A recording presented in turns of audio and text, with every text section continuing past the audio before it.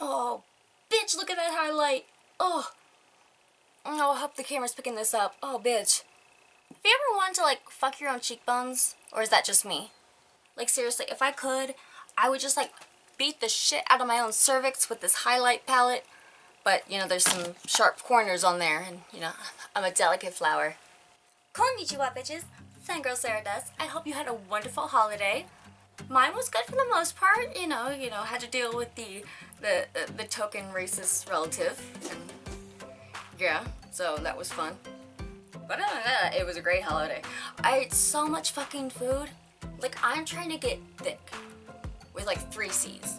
And since, you know, I don't know when I'm gonna meet the woman of my dreams who will also be my sugar mama and who will pay for all my plastic surgery, I don't know when that's gonna happen. So I'm trying to, like, do some enhancements naturally. Like, I feel like my hip ratio is fine. It's just I want to get, like, more, like, mass right here. Like, make it, like, I want a Nicki Minaj ass so damn bad. Now that we're all awake from our food comas, I hope you guys are in the mood for a very fucked up book that I absolutely adored. Today, we're going to be talking about The Gym Jams by Michael Green. A tale about a beautiful island resort for vacationing seniors that transforms into a paradise of hell. Blue Turtle Island is the go-to vacationing spot for retirees to relax and enjoy a tropical escape.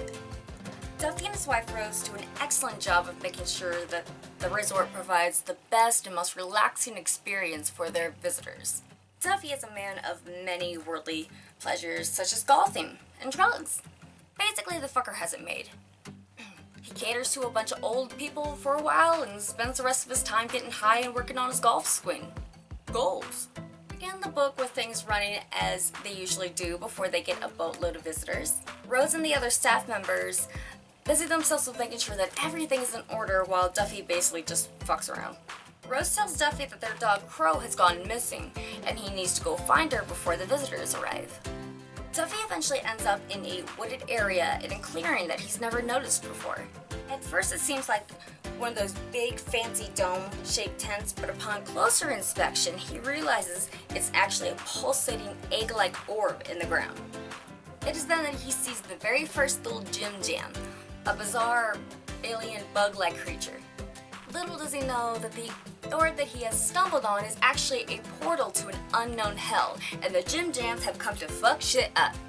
The Gym Jam takes over Duffy's body, now a slave to the little creature. The staff is soon possessed with a multitude of Gym Jams and terrorize the defenseless elderly people.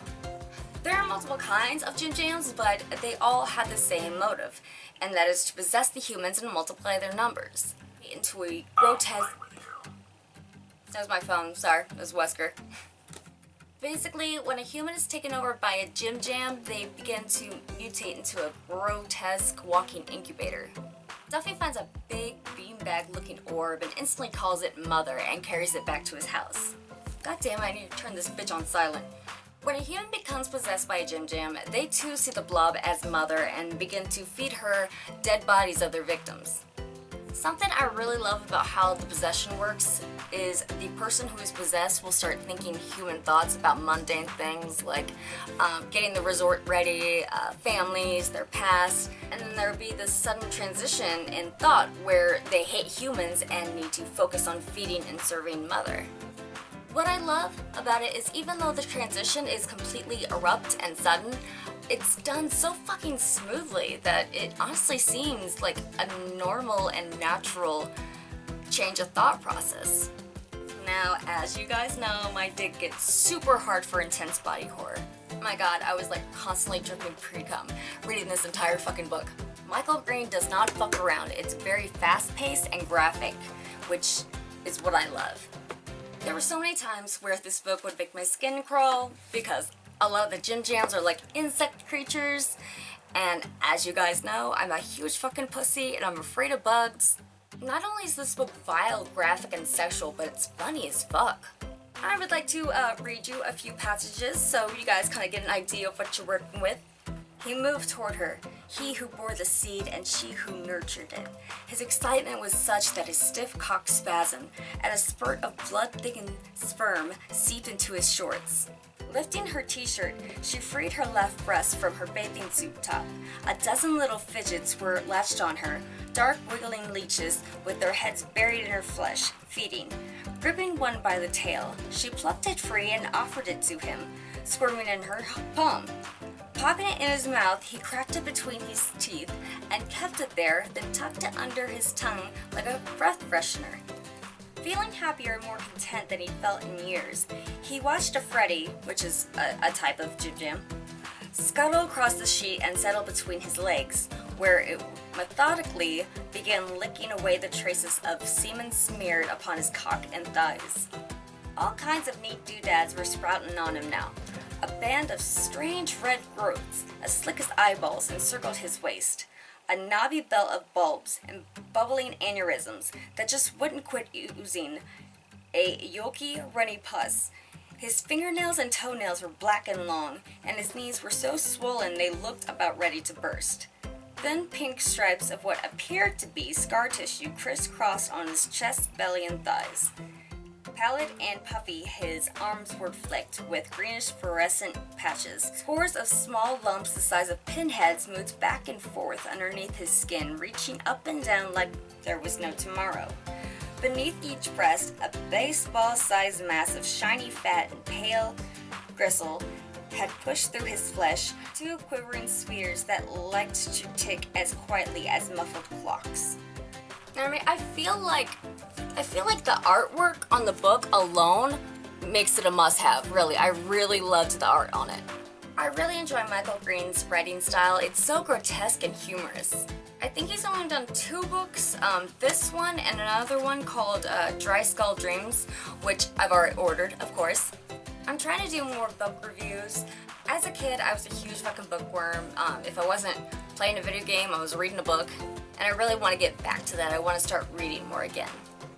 The next book I'm planning on talking about would be Hog by Samuel Delany, and holy fuck, that book is on a whole new level. If you guys have any suggestions about disturbing, horror-themed or really fucked up books that you'd like me to read and talk about, definitely, let me know in the comments.